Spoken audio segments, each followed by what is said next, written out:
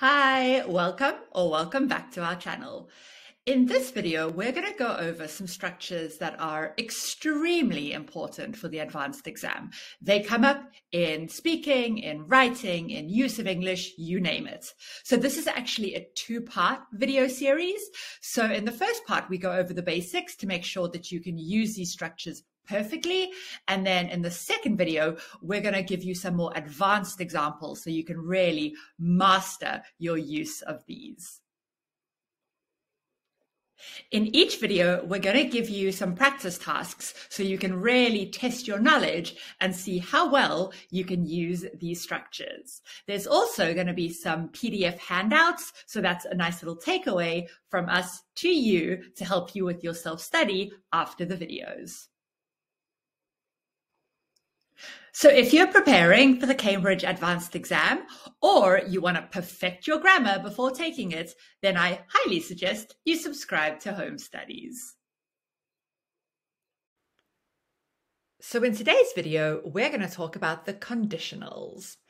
Now, there is a bit of discussion about the conditionals in English, and some people say that the zero does not exist. But despite that, in today's video, we're going to look at 0, 1, 2, and 3 just to make sure you don't have any gaps. The zero conditional is possible at any time. So it describes a general situation that's, well, generally true. It's also used for describing facts. So if or when a baby is hungry, it cries. It is a certainty, or it's sure, that this will happen. So the situation, a hungry baby, and the result, the crying, are guaranteed.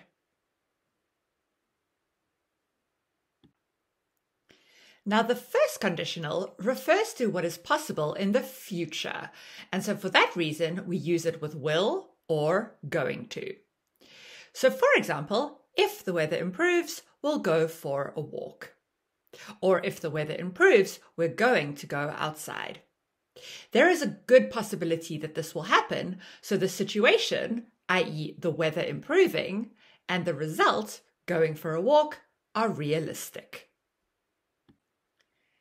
The second conditional, on the other hand, is impossible in the present. So for example, if he had more money, he'd buy a car. But he doesn't have the money, so he can't buy the car. It's simply not going to happen. It's just an imagined situation about how the present could be different.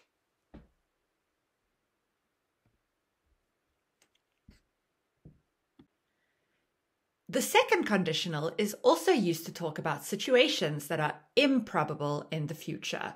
So this means that they can technically happen, but they most likely won't. For example, if I won the lottery, I'd travel to Seychelles. So this is an absolute dream of mine. There is a small possibility that this will happen, so the situation winning the lottery and the result going to the Seychelles, but it's more imaginary. It's not very likely. Now, the third conditional is impossible in the past. So you know you can't change the past. You can just comment on how the past could have been different. So for example, if she had closed her handbag, her wallet wouldn't have been stolen. So this means that she didn't close her handbag and her wallet was stolen. This is a past situation that is different from the one that really happened. So the conditional is purely imagined.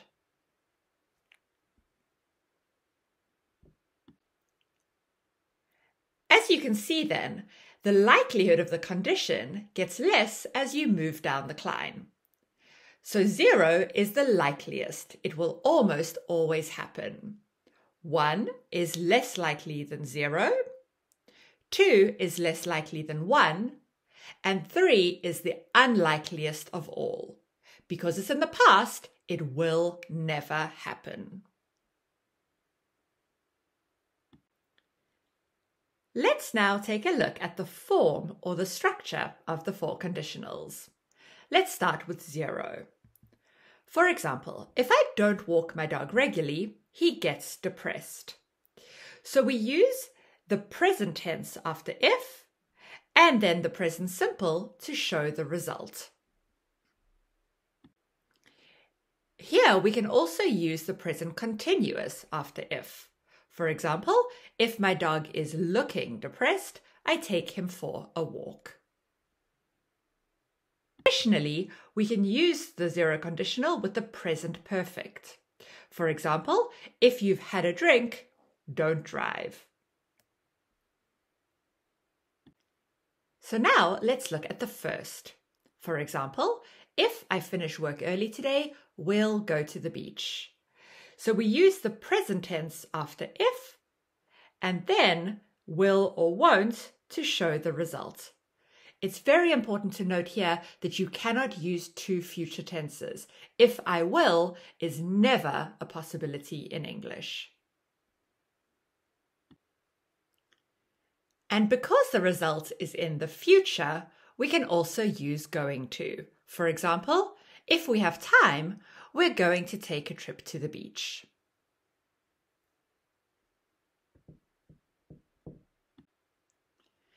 We can also use other present tenses with the if clause. For example, if you've got your passport, you'll be able to travel abroad. So here we've got if plus the present perfect, again with the result in the future. Now let's move on to the second conditional. For example, if I were rich, I'd always travel first class. So here we use the past tense, the past simple in this case, after if, and then would or wouldn't to show the result. And please note here that if I were is a special subjunctive case that we use for the second conditional, but if you want to say if I was, that's fine too. And actually, we can also use the past continuous after the if clause to make a second conditional. For example, if this band were coming to town, I'd go to their concert. And finally, let's look at the third. So for example, if she had worked harder, she would have passed the test. So you can see that we use the past perfect after if, and then would or wouldn't have to show the result.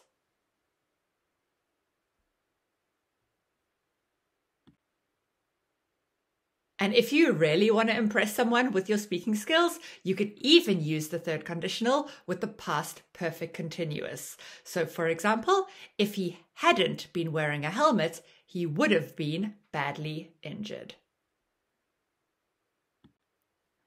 So now that we understand the form, let's look at the function. So the how and the when we use these structures in everyday communication. The zero conditional is used primarily for describing facts. So for example, if you pour water on hot oil, it catches fire. And remember, you can switch the if and the result clause. So for example, you could say hot oil catches fire if you pour water on it.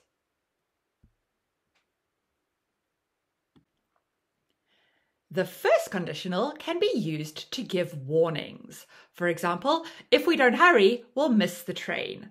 So here we're giving a caution about the possible future result of our actions. The first can also be used if you want to be nice to someone and you want to make them an offer. So for example, if you don't have time, I'll make dinner tonight. And don't forget about switching those clauses. You could also say, I'll make dinner tonight if you don't have time.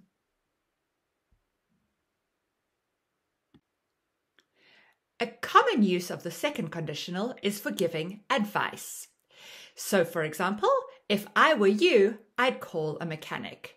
So this phrase, if I were you, is definitely worth remembering because it's a very nice, polite way of making a suggestion. You could also say, if I were in your shoes. That's another variation of if I were you. And it's the same if you want to make a polite request. For example, I'd be grateful if you could keep it down. Or I'd really appreciate it if you could help me. So a common function of the third conditional is to express criticism. You can do this using the short form. For example, if only you'd locked the door. Or you can use the full form. For example, if you had locked the door, my laptop wouldn't have been stolen. So these are just some of the functions of the different conditionals. And as I said before, this is a huge topic, but don't worry. We're going to give you a free download that summarizes the function and form for each one. So you can keep that with you and use it as a reference while you're preparing for your exam. So just click the link below. Given how much conditionals are used in everyday communication, it's not surprising that they often come up in song lyrics too. So pause the video and try to match the if and the result clauses of these lyrics. And if you don't know the songs, then try to work them out by looking at the form. Okay, press play when you're ready to check your answers. So how many of these did you manage to get right? Do you know which songs they came from? Well, the last one is a bit different, isn't it? It says, if I had known for just 1 second, you'd be back to bother me. So the if clause is in the third conditional and the result clause is in the second. Well, that's interesting. What is that about exactly? Well, watch the next video and you'll find out why. And now it's over to you. Can you think of any conditional structures in the lyrics of your favorite songs? If so, write them in the comments section below. And if you're feeling especially brave, go ahead and tell us which conditional structure it is. We'd love to hear from you. Well, that's going to do it. I hope you're feeling a lot more confident about the foundations of the conditional structures. Now, remember, this is a 2-part video, so you might want to go ahead and subscribe in case you haven't done it already, so you don't miss out on part 2, where we get into this topic in more detail. So I hope you have a wonderful rest of your day, and I hope I'll be seeing you in the next video.